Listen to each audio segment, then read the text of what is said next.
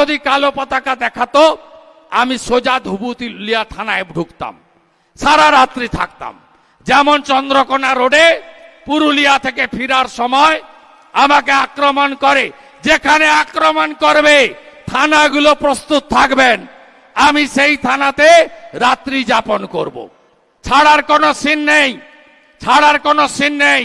তাই আপনাদের বলবো, যদি গুজরাটের মতো শিল্প আর কর্মসংস্থান চান, উত্তরপ্রদেশের মতো সুরক্ষা সুশাসন চান, তাহলে ভারতীয় জনতা পার্টিকে আপনি আনুন। আমার মা বোন দিদিরা, আপনারা শুনে রাখুন, সব মহিলাদের বলবেন যে ভারতীয় জনতা পার্টি মোদিজির আদর্শে, তার নেতৃত্বে 20টা রাজ্যে সরকার চালায়। আজকে উড়িষ্যাতে সুভদ্রা যোজনা বছরে 50,000 টাকা মহিলাদের দিচ্ছে বিজেপি, একবার এককালীন। ছত্তিশগড়ে মা তারি যোজনা বছরে এককালীন একবার 12,000 টাকা অ্যাকাউন্টে দিচ্ছে। দিল্লিতে মাননীয় রেখা গুপ্তার সরকার প্রত্যেক মাসের 1 তারিখে মা বোন দিদিদের 2,500 টাকা করে দিচ্ছে। হরিয়ানার নায়েব সিং সাইনি সরকার মা বোন দিদিদের মাসে 2100 টাকা করে দিচ্ছে। দেবেন্দ্র ফাডনবিসের মহারাষ্ট্র সরকার 2,500 টাকা করে মাসে দিচ্ছে। লাডলি বহিন, যেখান থেকে প্রথম শুরু হয়েছিল এই মহিলা স্বনির্ভর প্রকল্প, তখন মুখ্যমন্ত্রী শিবরাজ সিং চৌহান সেখানে 3,000 টাকা করে মাসে লাডলি বহিনী দেয়। বিজেপিকে আনুন। বিজেপি রাজস্থানে, দিল্লিতে 500 টাকার গ্যাস দেয়।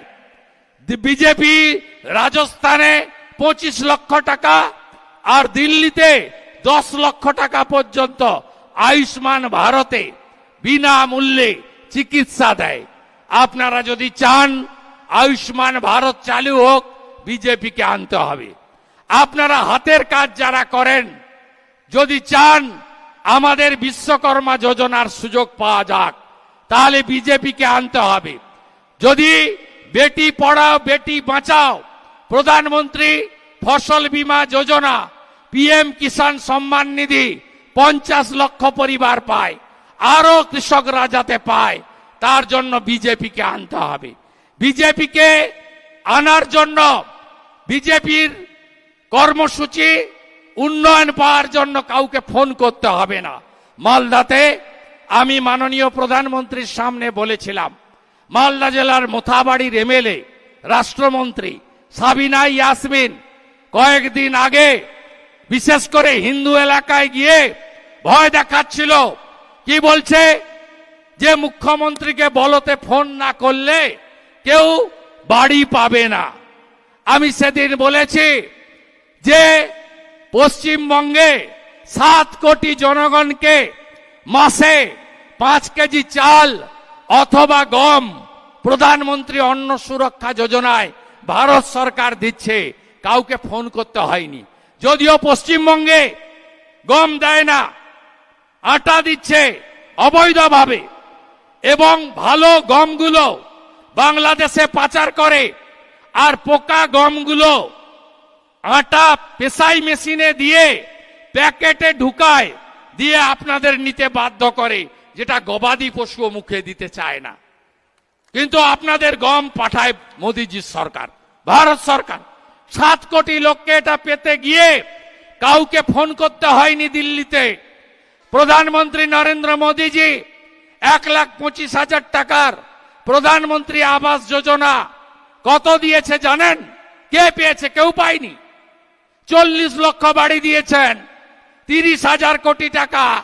আর এরা গোয়াল ঘর দেখিয়ে বাড়ি নিয়ে সব লুট করে নিয়েছে, কাউকে ফোন করতে হয়নি। 72 লক্ষ শৌচালয় ইউনিট দিয়েছিলেন, কাউকে ফোন করতে হয়নি। 11 কোটি লোক উজালা 1 উজালা 2 পান, মা বোন দিদিরা। বাজারের থেকে 400 টাকা কমে গ্যাস। পশ্চিমবঙ্গে কত মা বোন দিদি পান জানেন? 1,29 লক্ষ। এই রাজ্যে 83 লক্ষ প্রান্তিক কৃষক, যারা বছরে 6,000 টাকা পাওয়ার যোগ্য পিএম কিষাণ সম্মান নিধিতে, এরা বেছে বেছে মুসলমান আর তৃণমূলের নাম পাঠিয়েছে, হিন্দুদের নাম পাঠায়নি, হিন্দুদের নাম দেয়নি, মতুয়াদের নাম দেয়নি, আপনাদের নাম পাঠায়নি। তাই 50 লক্ষ পরিবার পিএম কিষাণ সম্মান নিধি পায়, বছরে 6000। বিজেপিকে আনলে আরো 33 লক্ষ প্রান্তিক কৃষক পিএম কিষাণ সম্মান নিধি পাবে। তাই আপনারা বিজেপিকে আনুন। বিজেপিকে আনতে হবে মায়েদের, দিদিদের, বোনেদের সুরক্ষার জন্য। আপনারা বলুন, আরজি কর ভুলে গেছেন? বলেছেন বিচার পেয়েছেন? পাইনি। বিচার দিতে গেলে বিজেপিকে আনতে হবে।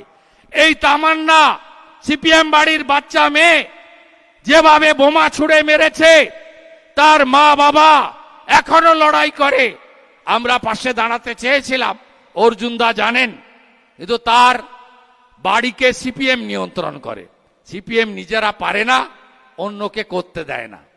আর হিন্দু ভোট কেটে এই যে রানীমা হারল 54,000 ভোটে, সাদি সাহেব কত ভোট পেয়েছে জানেন? 1,81,000।